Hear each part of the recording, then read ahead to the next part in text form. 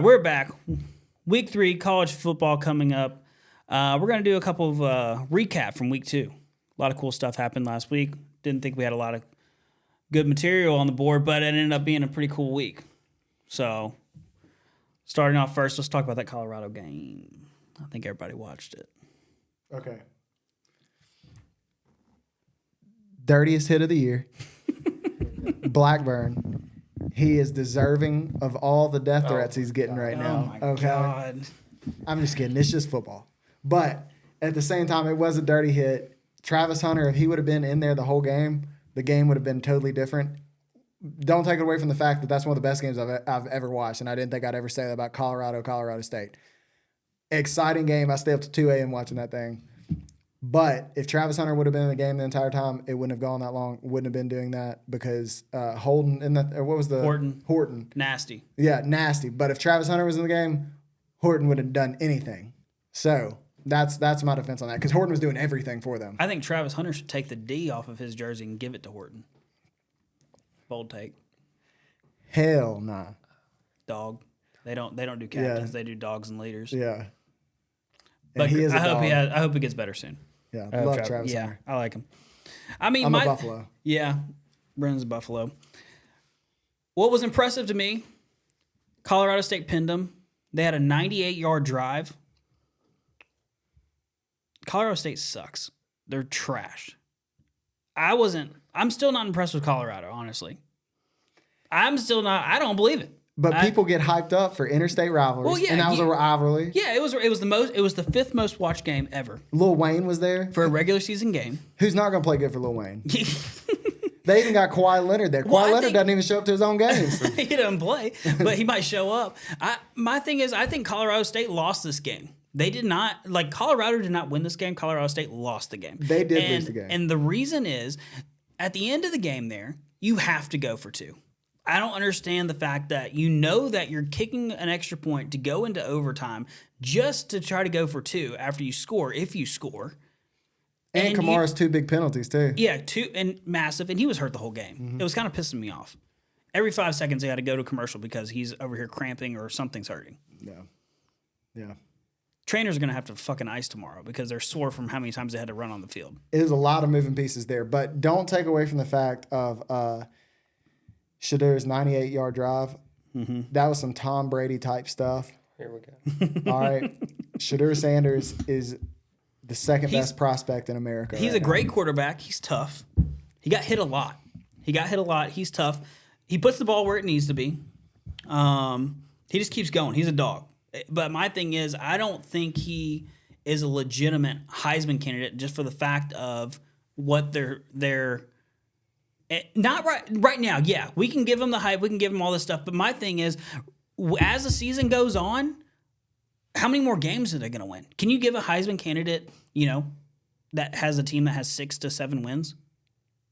Do you give them the trophy? They'll win more games than 6 to 7. They're not. Games. They're about to play USC. And they're about to play Oregon but this here's week. The thing. They're going to get fucking dog wild. They lose to USC week. and Oregon. And then they go on 2 losses. But let me tell you this. If Colorado State's taking Oregon's... The only way they're in games is because of Shadur Sanders. Yeah.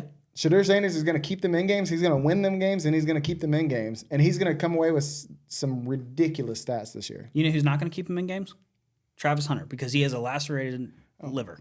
And that's my thing. Really? That was impressive, I think, was the fact that Shedeur was doing that without Travis Hunter. He's amazing. But you're playing the worst team in college football. They're back. Colorado State's back. I don't know. Gruber? I mean, I'm getting to the point where why are we surprised that Shedeur and Travis Hunter are good? Mm-hmm. Do you think he's a legitimate Heisman candidate? Right now, yes. Yeah, right now. Do I think he will be at the end of the year? No. And I think it's going to come down to the fact of what you saw Saturday. There was one guy that gave Shedeur Sanders fits all night, and that was the Kamar guy. Mm-hmm. I can't think of his first name. I'm sorry. But he's not going to play on the team next year. He's gone. No, he's gone. But that one guy gave him fits all night. Wait until you get to Oregon, USC, guys that have multiple guys that will give you fits all night. I think that it's just going to come down to the point where that offensive line cannot hold up against the better talent. And we knew that going in that the offensive line was going to be the weak point of this team. Mm-hmm. Y'all don't believe. Y'all don't believe in Dion. I don't believe him. I believe in him against competition like Colorado State and against competition like TCU because TCU is also cheeks. They're terrible. Y'all don't believe. You know who I do believe in?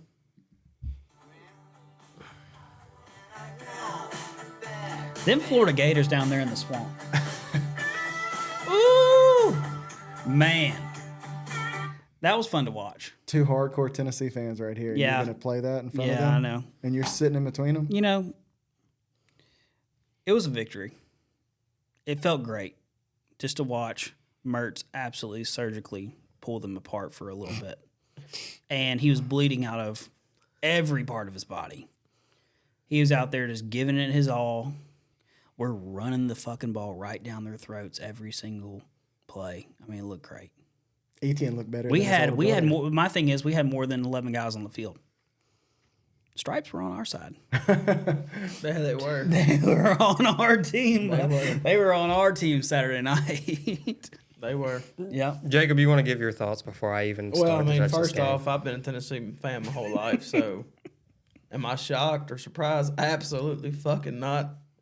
I've said it once, I've said it again. Mm-hmm. Tennessee's really good at letting me down, so I'm not surprised whatsoever. What'd you say about your funeral? I want it lined with Tennessee football players on one side, basketball players on the other.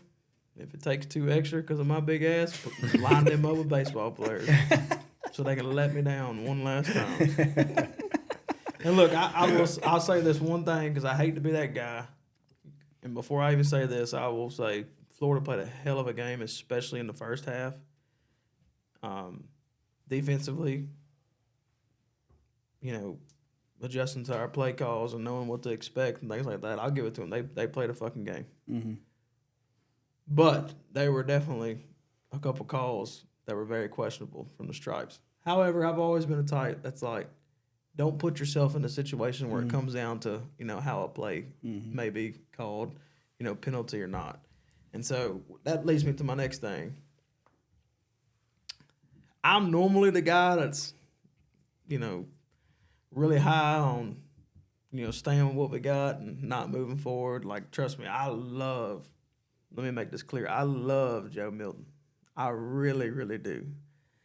And if this was his first year as a transfer out of Michigan, we wouldn't be having this conversation right now. But here's where my head's at. He's been there for a while. Okay? He's had his chance. He's had multiple chances.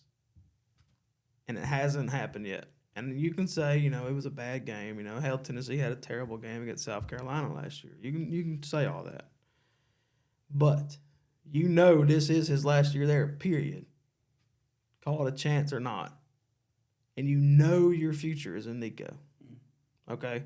Now that we've lost to Florida, the East is pretty much gone. Let's just be honest. Because the team that played Saturday night is not going to beat Georgia. Hell, I don't even know if they're going to beat South Carolina or Kentucky or Missouri, for that matter. So if Nico is your future and that Milton has had his chance, I may be giving Nico the shot just to almost get a head start on next year. Mm-hmm. And call me an asshole or, giving up on Milton. Because like I said, I do love him. I think he's a great guy. I think he should be, this isn't the right words, but patted on the back, so to speak, for staying when he lost the job to Hooker. Because a lot of people wouldn't do that, especially in the transfer portal where it is this day and time. So, man, I love him. I think he's a VFL. I love Milton. Mm-hmm. But this is his last year. The East is practically gone. Nico's your future. Mm-hmm. Let's go. Let's get a head start. Put Nico in, they're headed to the ship still. All right. Put Nico in, it's still happening. Really though. Why? Maybe I'm just dumb. I love Nico. I've been saying it from the very, very beginning. Nico should be playing before Joe Milton anyway. Yeah. Nico's that dude. Nico is that skilled. But I don't. Let me make this clear, and I'll let Gruber take it. I don't think completely against Gruber's grain right now. I do not think this was Milton's fault. I really don't. If you had to give me 4, But however, let me ask you this: there's got to be something we're not seeing in practice week to week, because when they set out the game plan, what was that? Like the start of the fourth quarter when we're down by 2 scores. I mean, like, had to go, like, sure enough, rush offense, like the same offense as far as speed goes that ran last year. Dude, he was perfect. He put a pass to Dante Dorton that, some NFL quarterbacks couldn't make. You know what I'm saying? So it's like, if he can do that, then why were they holding back some of the play calling beforehand? That's got to be something in practice players that we're want not Nico. seeing. So that's why it's so tough for me to say this, because let me make it clear. I love Milton. I do not think this was Milton's fault. However, if you know he's gone next year and you know Nico's your future, why not go ahead and get a head start on it and just see what he's got, get some experience. I don't think he's going to be redshirted anyway. So that's all I'm saying. I know I'm dragging Gruber. Let me hear it. All right.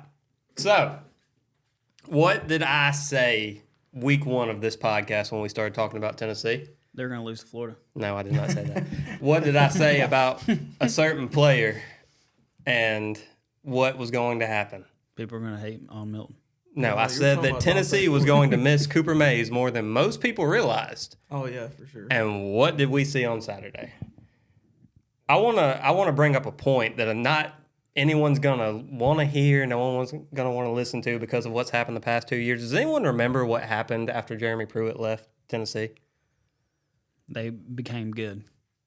No, immediately after, before Heupel was hired, anything like that. 38 transfers. Yeah, I was about to say, people hit the transfer Tennessee portal. lost 38 transfers, most of them freshmen. That's not including the kids that were committed to come to Tennessee. Saturday night, Tennessee played a kid that played for Butch Jones, one of the final 2 players of Butch Jones' class, and we all know Butch Jones couldn't recruit to save his life, and a former walk-on at center. I don't know about y'all, but that's not a recipe for success in the SEC. It is for Florida whenever we're playing against y'all. Absolutely. I'd say not, and I agree with you completely. And you're going to say but, and I have a couple, just Okay, go ahead. Okay. Cook, let him cook. Okay, so when we were talking about what we saw Saturday, he made good points about Joe Milton. Doesn't look like they trust him. What happened when Joe Milton had time in the pocket? He made throws. Yes, beautiful throws. Am I wrong? He made some throws. He hit Squirrel twice on 2 beautiful throws 2 down beautiful the balls. right sideline. So this is my point. And when we're talking about transfers, people want Nico to play. Okay, let's just say Nico goes out next week, gets hurt. Joe has to come back in. What if Joe Milton gets hurt? You know who the 3rd string quarterback is? Cooper Mays. Start Buka. It might as well be. Gaston Moore, a former walk-on. From Bush Jones? No, he's Okay. from Thank Heupel. God- thank But that's the point I'm getting to is whenever you start looking at this roster and how it's assembled, there's guys that shouldn't be playing on an SEC roster. The reason that it was covered up so much year 1 and year 2 is because those guys that were there played every single snap. If you watch the games from last year, whenever Kamal Haddon got picked on against South Carolina, they brought in a freshman. That kid got destroyed because he shouldn't have been on the field. The freshmen that are there aren't ready. And that I know people hate to hear that because you want results right now. Do I think Josh Heupel will figure it out? Absolutely. But I think the answer is, 1, Cooper Mays. I think you see a completely different team play Saturday than you saw this past weekend. Cooper Mays being back, I'm not sure if Gerald Mincy is going to play. He had a little citation Thursday and was relegated to special teams. Danico Slaughter didn't play in that game. Keenan Peely is hurt, so you're playing a freshman and another sophomore at linebacker. Like, there's a lot of injuries that people don't pay attention to, and there's not depth behind it. I know no one wants to hear that, but people forget what happened right after Jeremy Pruitt left.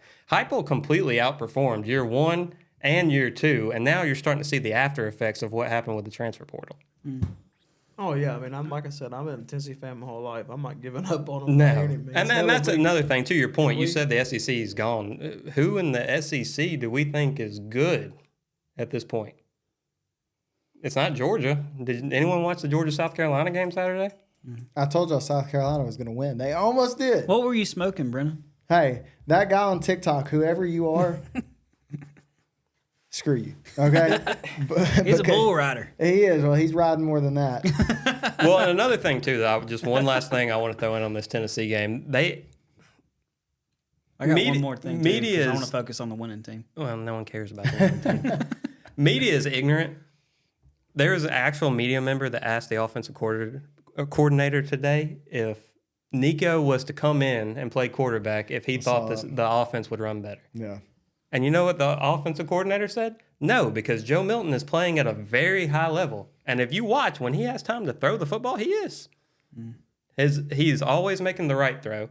Everyone wants to talk about the interception Saturday. Did anyone see what was going on behind the defense? There's a guy running wide open down the center of the field. So let's just say Joe Milton gets rid of that ball. That could be a touchdown.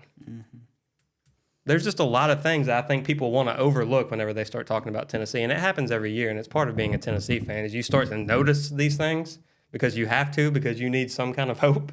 Well, look, Tennessee's got a lot of issues right now that they need to deal with. I, for one, hate Tennessee, and I always have. But damn it, they just keep losing me money. So I told you. I'm going to stop betting on Tennessee. I'm taking away my lock of the century of putting Tennessee as the national champion this year. I'm withdrawing that, cash it out, get away. That's a good idea. Run, because it's not happening. Because they got some Tennessee. issues. Well, I want to give the winning team a little bit of credit here. Florida Tennessee game. It was a swampy ass game. It was everything I expected it to be in the swamp with what happened. Dirty, nitty gritty. So what I'm seeing as a Florida fan, we have a pulse right now. We're still up. We lost to Utah, but hey, we're still breathing. That was a good win for us. Massive, huge for Billy. I mean, Napier needed it Oh, more than any coach in the huge. country, probably. huge. I mean, Trevor Etienne and Montreal Johnson, they played well, both of them. Mertz, like I said earlier, was bleeding from like 6 different areas. He's a 4-star recruit playing like a 5-star out there. He was 9 consecutive passes. He was doing well.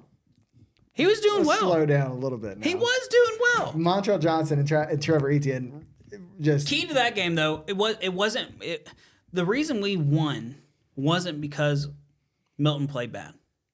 I do not think that No. at all. There's a lot more. The largest run from scrimmage Tennessee had that game was 12 yards. They averaged 3.4 yards a carry that game.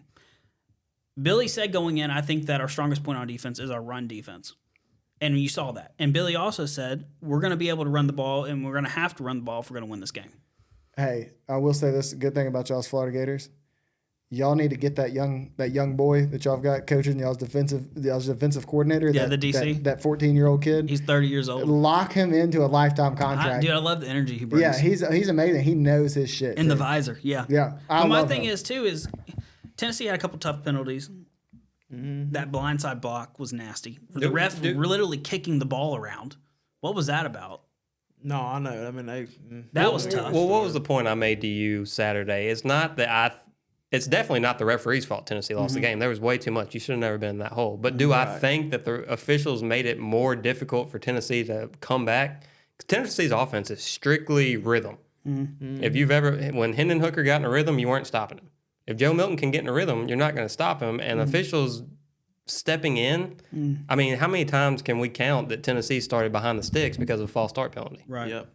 How many holding calls did you and me both sit and We point saw out it. on Florida that yeah. just weren't called? I mean, even you were calling them out. No, yeah, I know. I completely understand. I'm taking a little bit too long on this Yeah, one. I mean, But, I'm sorry. last thing I have to say about Florida, they can possibly be 5-1. They got a cakewalk schedule till they play Georgia. I'm just glad we still have a pulse. So I'm going to skip over this real quick. We're going to Florida State, Boston College. It was a 26.5 point spread. Boston College had 18 penalties this game. Absolutely crazy. Florida State played poorly. I think they'll be fine. But, I mean, I don't know. I mean, I think Travis is good. yeah, and he got banged up a little bit during that game. One of my things from that, and it goes back to which we'll get to in a minute, Georgia, South Carolina, but I think that was kind of a wake-up call. As a coach, you don't want that to happen, but at the same time, you probably really want that to happen because now they know you can't just step on the field and beat anybody. Yeah. So we'll see And it's what going to happen, and it's going to happen. Well, you got a big game this week too against Clemson. Could they have been overlooking Boston College? Possibly. 100%. But I mean, I think we'll see for sure this week when they play Clemson. It was a sloppy game all the way around. Oh, it was it was just an nasty. ugly game from start to finish, and I'm glad Travis is okay because that dude's been on a mission this year. So I'm Cool to ready to see. see what he'll do against Clemson. And then Texas Wyoming, that game was close. I mean, 31-10, but the game was way closer than that. It was 10-10 with 8 minutes left. 21 points scored in the fourth quarter. It was shitty conditions at the beginning. There was piss and rain in Austin, and then it kind of cleared up a little bit. Wyoming's legit though. They Wyoming, really are. yeah. They're a legit team. Yeah, not bad. I'll agree with that. Alabama plays Wyoming this weekend or this past weekend. Wyoming wins. Yeah, I think Wyoming's way better than In USF. Wyoming, absolutely. Yeah. Even though USF has those erratic blitzes. Ooh. Hey, That's what Saban said at least. But let's talk about the Bama game. I mean, Bama 17, USF 3. I mean, there's really not horrible much quarterback play. Not good at all on the offensive line. No quarterback. Horrible quarterback play whoa! My boy Ty Simpson played well when they finally put him in. Well, against USF though. Do you guys agree Still. that that was an FU game from Nick Saban?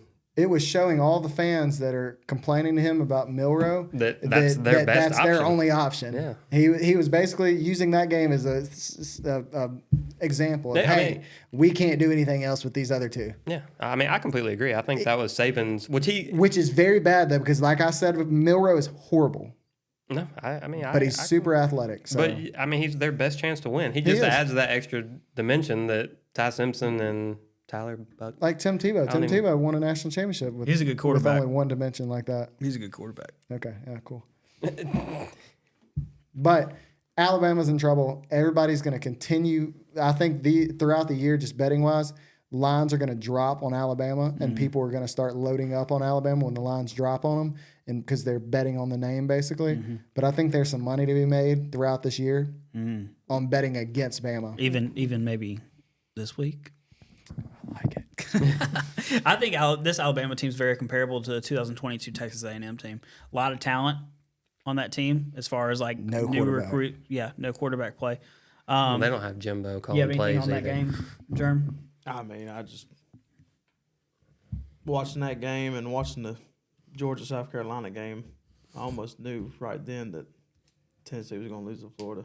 Mm-hmm. Because when I saw that Bama was struggling against South Florida, and Something at about that Florida, halftime man. South Carolina was up to Georgia, was up Setting against up. Georgia, I was like, this doesn't happen.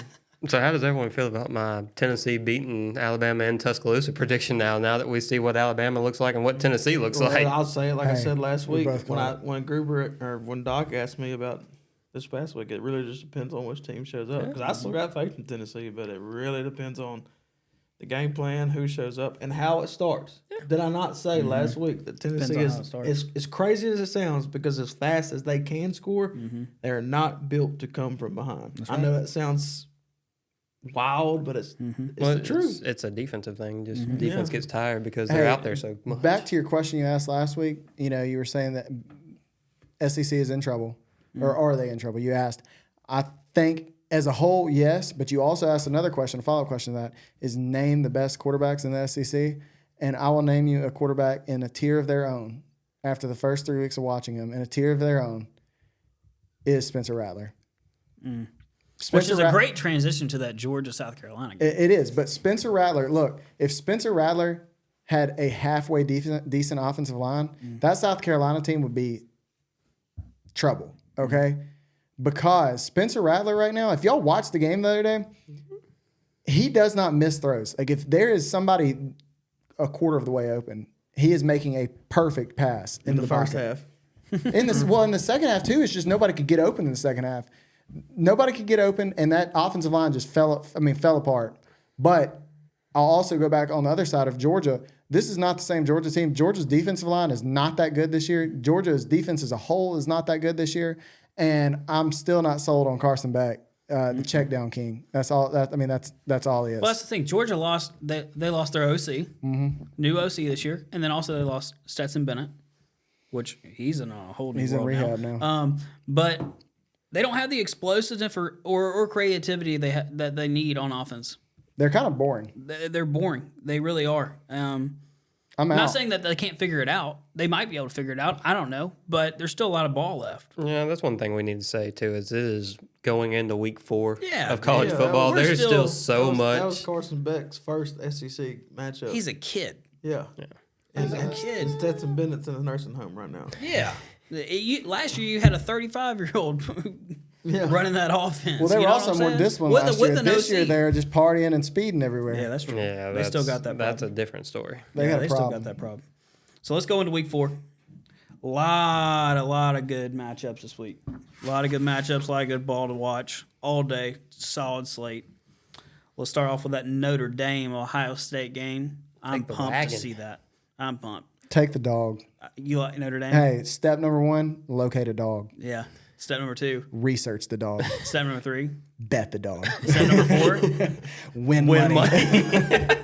Win that dog. Come on the podcast next Bring week him and home. tell Bring everyone. home the dog. Oh my Michael gosh. Vick that dog. Well, This dog's gonna fight this week. Okay. yeah, no, I'm right there with you. I'm right there with you. Notre Dame's outscoring their opponents this year by an average of 34.5 points a game. They have 3 out of 4 starters that were out last week back this week. Granted, they didn't play anybody. They played Central Michigan last week, but Notre Dame's defense is a lot better than I expected. OSU offensive line, they won this game last year. Hartman's playing unreal. Yeah, let's not forget Yeah. that they have Hartman's they, playing unreal. They have the Heisman on their team. Yeah. Sam Hartman is winning the Heisman. He's a this year. massive influence for the team. He has that dude mentality. He has a fucking hell of a beard. Did you see hell him? of a Did you see him wait for whoever it was they're playing the other day, their band to quit playing? Yeah. And then he was like, What is he doing? Show us what he is doing. Huh? What was he doing? He was waiting. Oh, For, I thought you were talking about when he was giving the the hand signals? Oh yeah, he was like that was the hilarious. play call of the century. My thing is, I like Notre Dame here. I like him, like you said earlier, winning outright. I like the dog. Better quarterback, and they're playing at home. Jacob, do you agree with that statement? Are you Notre Dame this week? The panel's riding on this. Yeah, I was about to say, it determines whether or not the audience needs to bet with us or bet against us. I mean, You seem like an Ohio State type of guy to me. Me, I'm Notre Dame.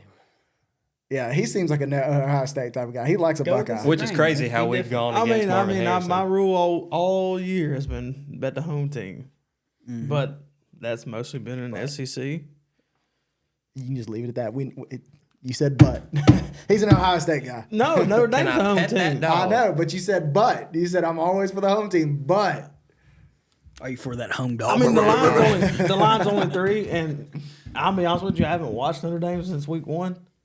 I'm a busy man, business owner, father, leader. Tennessee fan, Been getting that Deshaun Provider. Watson treatment. Madden player. You could have stopped a Tennessee fan. And we You would have been more on okay. your resume. At least you're not a degenerate. Hell, give me Notre Dame. I like it. Hey, play my theme Everyone music. watching this podcast, do not bet on Notre Dame. Yeah, that's bad. We all agree it's bad. Unless you hate money. Yeah, unless you hate money and winning bets. All right, Colorado, Oregon this week, probably the most bet on game of the week going into it. A lot of hype with Colorado. McGruber, what you think, dog? I have said for a while that once Colorado got to Oregon, that you would start to see the real Colorado. And I'm going to continue with this statement. It's not that I don't believe in Dion. I don't believe in Shador. I do. Not having Travis Hunter is a huge deal because, I mean, you're literally taking somebody that's going to lock down a complete side of the field and replacing him with somebody that probably shouldn't be on the field. And I've said, too, that depth, people don't pay attention to depth as much. I talked about it earlier with Tennessee and losing all those transfers and how we're seeing the depth issues. Colorado doesn't have the depth that Oregon does. Can I see Colorado covering the spread? Absolutely, but give me Oregon. Give me Bo Nix. Oregon and Bo Nix. I like it. Save Brennan for last. Yeah, y'all continue on. No, You talk y'all want me shit. to just give you my speech real quick? Yeah, let me Let's hear see it. It's probably the same team we rode with all year. I do have an Oregon hat. Hey, I don't know. You only like them because they're Let's hear jerseys. it. if it ain't broke, don't fix it. For all you Colorado fans out there, you're going to get absolutely tallywhacked this week. You're going to be exposed in ways that you have never been exposed. That offensive line is terrible. I think Oregon take the alternate spread. Oh, shit. Give them that minus 24.5. I think there are going to be multiple liver lacerations this game. Multiple. Jeez. Disrespectful. No Travis Hunter. Don't you ever consider yourself a Buffalo again? I was never a Buffalo. You said you were. No. On the last podcast, you said we're all No. Buffaloes. Piece I of did shit. say that. I did say that. That was when he thought Florida was bad. Yeah, I did think Florida's bad, and now we have a pulse. Florida's still bottom 3 in the SEC. I don't think any of these coaches going forward are going to show Colorado any mercy. And I think that it's not for the fact that they dislike Dion in Colorado for what they're doing, but I think that they're just going to make a statement every single game. And I think that Colorado has put that on themselves with the amount of media attention and bulletin board motivation that they're given, because not only are they giving it for themselves, but they're also every single team after that, every single weekend, week out, doesn't matter who you're playing. If you're playing some MAC school, Division 5, whatever, on ESPN, the Ocho, they have that fucking game on the calendar circled because they know that game is going to be the most watched that week. That's cute. That's my 2 cents. Okay. Jacob, you have anything to say? That kind of got me a little I emotional. mean, I'm not taking Colorado money line. I'm not touching it with my bets, but I mean, how do you not get behind a guy has won the locker room, the greatest motivator of all time? I saw a video this week. He had this 80-year-old woman, you know, that's been Oh, the super fan. Yeah. She was sitting in the throne at the game day. Yeah.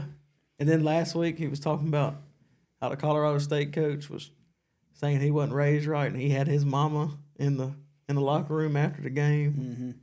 I mean, dude knows how to. He knows how to pull the heartstrings. Yeah, he Yes. get the best out of it. And heart. At the end of the day, after we talk about a home field advantage, after we talk about That's one thing. depth charts, transfer portals, talent, 4-star, 5-star, you name it, the heart doesn't show up on the scoreboard, and that is why Oregon is going to absolutely destroy. I mean, like I said, I didn't say I was taking Colorado money line, Right. All right. Well, look, But give me Colorado plus 21. How about that? Okay. I like it. And it's this. There's something spiritual about this, okay? Do you need some music? Did you see... You can keep my theme music here in a minute, but did you see the 60 Minutes episode? And they said they asked him, they were like, you know, what's one of the best what's one of the best sports stories of all time? And he was like, I'm writing it right now. Like, all right. And then they said who's the best coach in college football? He said, where's Amir? All right. Has Dion ever failed at anything? No. Dion has. That's false. He's never failed at anything. That man don't have 10 toes. Yeah, he's missed a step. He cut his toes off so he could go be at a football game and coach. man's Okay, Sucks in a one-leg All right. race. I bet she doesn't tell you that. But he find fell a way. real quick. He would find a way to win. He'd find a way to win. But here's what I'm gonna say. By the end of the week, this line will be at your alternate spread of 24.5. This line will 100% be at that 24.5. Oregon will be one of the most bet on teams. They might be more bet on than Colorado was against Nebraska. Like, people are going to hammer Oregon. They're going to hammer them all the way up to 24, 25. Like, they're going to hammer them. My thing is, this team, they are brought together. They love each other. Shadur is a dog. Like, Shadur is that guy. Dion is going to have them ready to play. Do I think they'll win the game? I don't know. I'm leaving that out. I'm always big on Colorado. I'm not sure. But I do believe they keep this a close game because they're going to be playing for Travis. One, they're angry because of what happened to Travis last game. I think Colorado State is actually a lot better than what they really are because they played so hard because it was such an interstate. I mean, It's a rivalry game. You It's a never know rivalry what's game. gonna So you're playing better than what you are. Ole Miss, Mississippi State. Doesn't matter if those teams suck every year. Florida It's State, going to be a tight Florida, game. Like that's Florida, just Tennessee, it's just the way it is. I agree. But I'm getting behind Dion. I'm getting behind Colorado in this game. I think they actually keep it pretty close. I'm not big on Bo Nix either as a whole. So that's my take on everything. And if you look at the Texas Tech game, they got a very sneaky backdoor cover on that game. They did not play well. Bo Nix did not look that great. I mean, it was a sloppy game. And I think if they can frustrate him and throw a couple of different things at Bo Nix, I think they keep this game close. And you know what? Hell, I might even talk myself into taking him as the dog again. That's not fair. advice to anybody. No, that's fair. That's fair. But probably the second or third best game I think this week would be that Alabama Ole Miss game. I don't know. I'm surprised, honestly, how bad that Alabama USF game was. Hey, what's step number 1? Find a dog. We found another one. There's another one there. My thing with Alabama, it didn't ever matter. I feel like with who's on the coaching staff at Alabama, it didn't really matter before who was really quarterback because they had so many guys there. You just needed a good game manager. Yeah, you just need somebody to put the ball. Because- And that's my thing right now is I think Bryce Young showed that last year of how many holes maybe that Alabama offense had. But Milroe's playing this weekend, and I think that can change some things too. But granted, Ole Miss, Alabama, you just never know what's going to happen. Lane Kiffin, I guarantee you, over 3.5 clipboards thrown. The last time I checked, it's still September. You know what that means? Ole Miss is on a high. Ole Miss is on a high. It doesn't. It not till end of October, November do they start falling off. Yeah, no, I think there's going to be multiple plays where Lane Kiffin's putting his hands up in the air for touchdown while the ball is still 50 feet in the air. So high scoring game for Ole Miss. I mean, I believe they're still the leading offensive team in the country right now. Well, if you look at two things that Alabama does not have that Ole Miss does have, is a top 5 quarterback in the SEC and the number 1 running back in the SEC. That's true. And that is two things that Ole Miss has. Ole Miss has the most talented running back in the entire is nasty. nation. Yeah. And Jackson Dart is actually Which I didn't very, think he was very good. playing last week, and all of a sudden I looked on the chart and I was like, dude, I guess he played because Judkins is dominant, and I actually, most people are usually thinking that you can't run on Alabama, and you're going to have to get some, wild hairs and throw some Hail Marys against Alabama to win. I think Judkins runs all over Alabama this weekend. That's my take. I think Judkins runs wild on Alabama this week. I'm on the opposite end of this. I don't think you see a lot of points in this game. okay.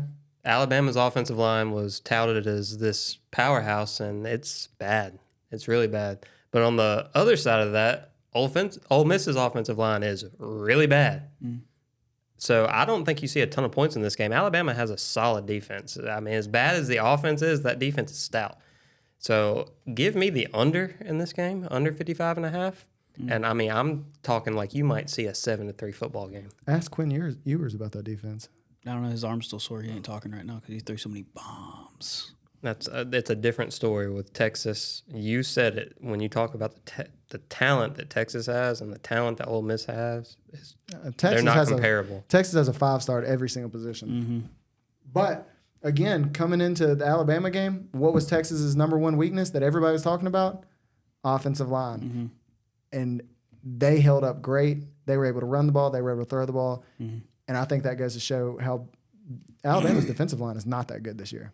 But it goes back to Ole Miss's offensive line got tore up by Tulane. Right. But Tulane's better than everybody thought they were on paper. Yeah, but I'm Hey, just, Lane doesn't get fired up to play people like Tulane. Lane gets fired up to play Lane's against had this Alabama. one scheduled already. He's he got has, this one circled. but guess every what? year. Guess what Lane does every year? Lane finds a way to lose this game. Well, that's He my also take. hits on the He beat him that one time. That's my take. Lane never beat them. Yeah, Ole he did. Miss? Yeah, he did. When? Alabama? Yeah, he beat him in Lane- Oxford. Lane, that wasn't Lane. That wasn't Lane. That was That Hugh was Hugh Freeze. Freeze. Lane's never beat Saban. I thought he There's beat only 3 Yeah. coaches that have beaten former Saban coaches that have beaten him. That's I Jimbo, was on your that's page. Sarkisian, When and the that Kirby goes is down. Kirby. Kirby. Yeah. Well, regardless if he's ever beat him or not, he does. He know how to plays play him well against against them. Yeah, Well, he definitely plays them well. and so, And this is a bad Alabama and like you said, it's a bad Alabama team. It is September. Ole Miss plays well early in the season. It's at home. No, it's not. It's in Alabama. So it's in Alabama. Which is my next point. If it was in Oxford, I would, especially with only a 7-point spread, I would take Ole Miss. And the only reason I'm taking Bama money line is because it's in Tuscaloosa. I'm not touching it with my actual money. It's not going to be in our 4-leg last call parlay. But Shit, I'm touching it. I mean, I'm I think- feeling all over it. I think Ole Miss keeps it close. I think they have a chance. Putting I really both do. hands on it. I really do. I agree. I think Lane plays against Alabama really well. Well, next game, Florida State, Clemson.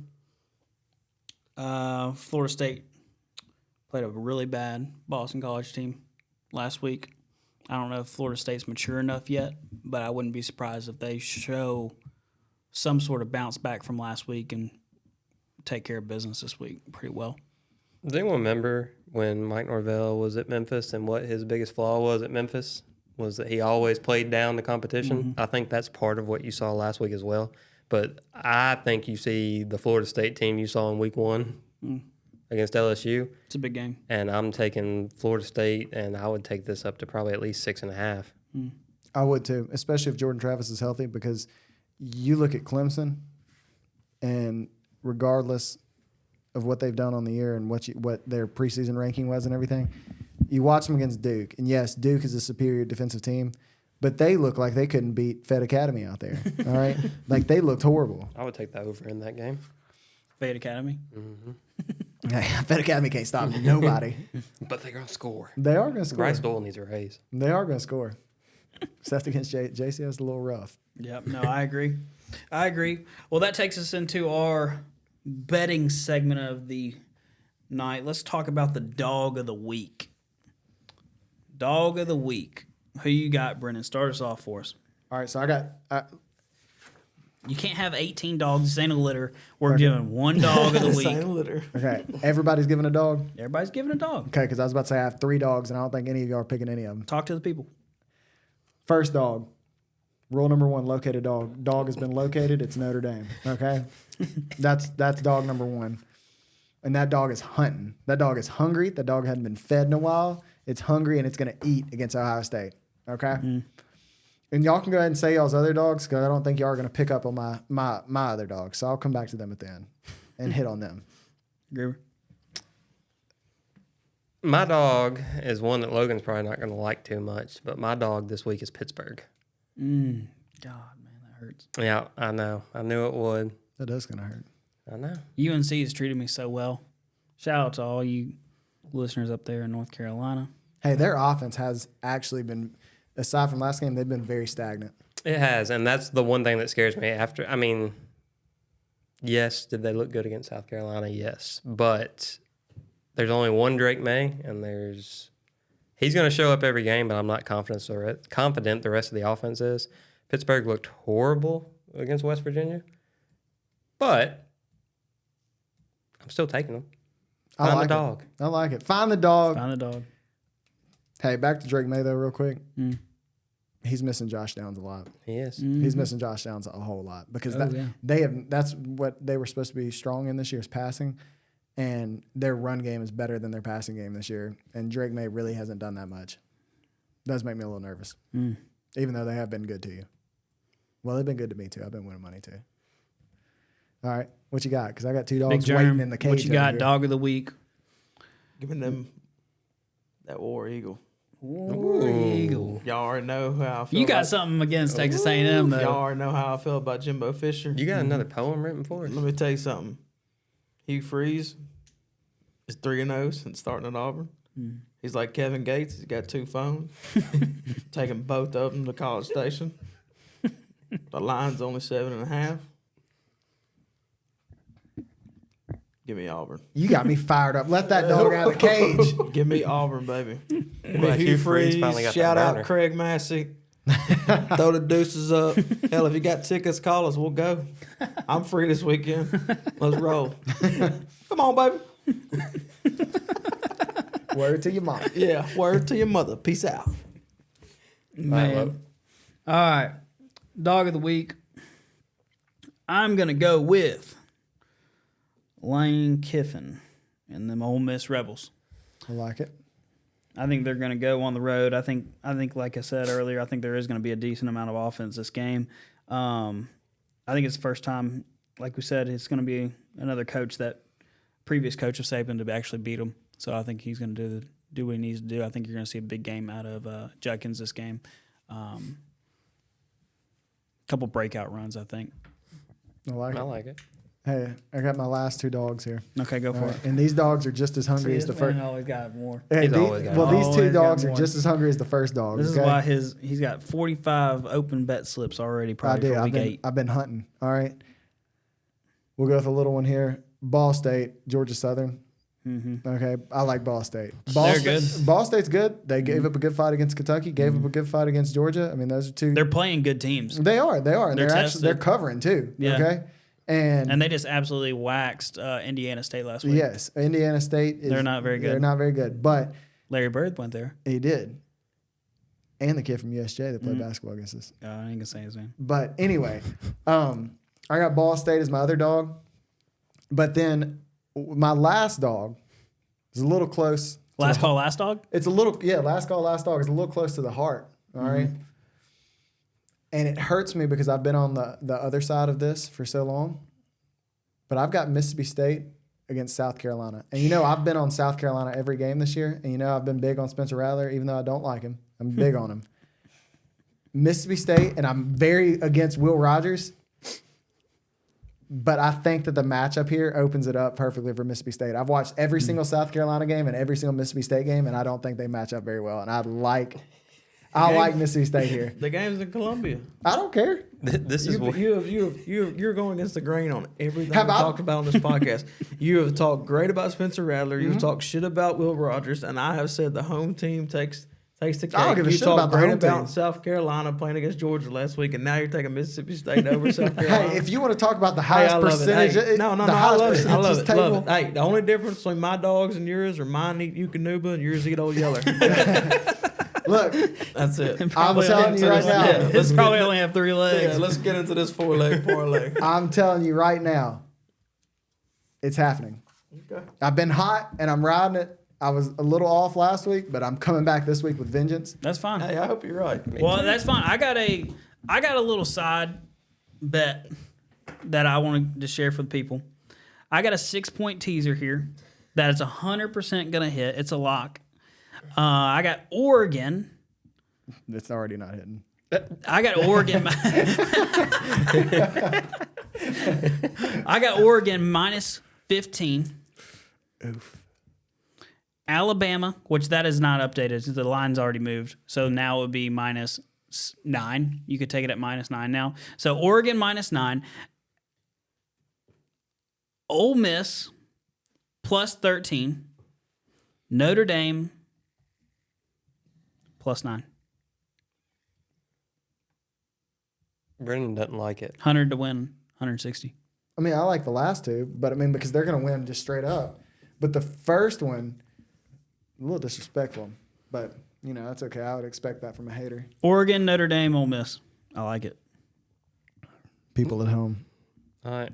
Who's going to start us off? He's been cold. Don't ride him. I am the only one that hasn't lost this year. I'll start us off with a anybody's game riding. that we haven't even talked about this week yet. Give me Missouri covering minus 5.5 against Memphis at home. Mm. And I like Memphis. We're 901 kids around here. Mm-hmm.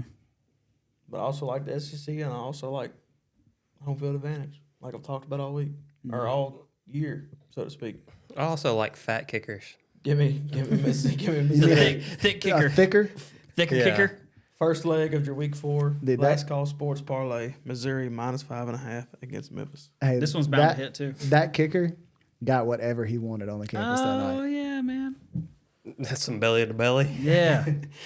Oh, yeah. All right. Thicker. Some belly to My last call lock of the week. Right now, I'm riding hot, 3-0. 2 of those games, I would like to say thank you to my boys at UNC, and that is exactly why we're going right back to you this week. That's exactly why we're going right back to you this week to cover that 7.5-point spread at home against Pitt. Pitt, I don't think is good. Honestly, I don't know a lot about them, but I'm just going with my boys in the baby blue. Drake May at home, gonna get the offense rolling this week. Win by 14. I'm riding with my friend Talia. That is Talia Tungaviola and the Maryland Terrapins. Maryland is a 7.5-point favorite against Michigan State. I would take that all the way up to 14.5. And yeah, we're going with the only good former Alabama quarterback that's left. They have cool jerseys too. Yep, that's what we're going with. Cool jerseys. I like it. So I'm actually going to hit you with a little surprise here. Oh shit. Here we go. You got a poem? No, I'm just going against what I told you earlier Oh god. because I didn't Can't want y'all wait. to take it because y'all usually I'm take my excited. locks. I just hope it hits. Texas to cover 14.5 against Baylor. I think Baylor is horrible. Rivalry game. I don't care. I think Baylor is horrible, and I think Texas has a little bit of a comeback game, especially what they showed against Bama, and then going to show what they showed against Wyoming, even though Wyoming is a tough team to play. I like Quinn Ewers to get back on track here. A.D. Mitchell's a dog. Feed him. Texas, 14.5 cover. There you go. He found the dog. You found the dog. He located the dog. If y'all want a bonus bet, take Tennessee to cover 20.5. I'm not touching Tennessee ever again. No, don't do that. But guess what? What did I talk about earlier? Cooper Mays is back. It's back in Neyland. Frank Harris isn't playing for UTSA. Tennessee by 20.5. I lied. I'm going to take the alternate spread Are you there. 100% on that? 26.5. I am. I mean, I just read somewhere that Cooper Mays may not be back until October. Yeah, I don't listen to That's Josh hearsay. Heupel. I mean, it's September 19th. We're away from October. Hearsay. I would take 20.5 even without Cooper Mays, just to be fair. Okay. But Well, there you go. Last call parlay of the week. You got North Carolina cover 7.5 versus Pitt. Maryland minus 7.5 versus Michigan State. Missouri covering 5.5 versus Memphis. Notre Dame money line. That's not it. That's not. What was the other one? Texas. Texas. 14.5. That's why you messed me up. I know. Texas 14.5. Notre Dame is my dog of the week, though. Yeah. Okay. Throw both of them on there. They're all on there. Throw both of them on there. Beat him while he's hot. Beat him while he's hot. All right. That is the Last Call podcast. We'll see you guys next week.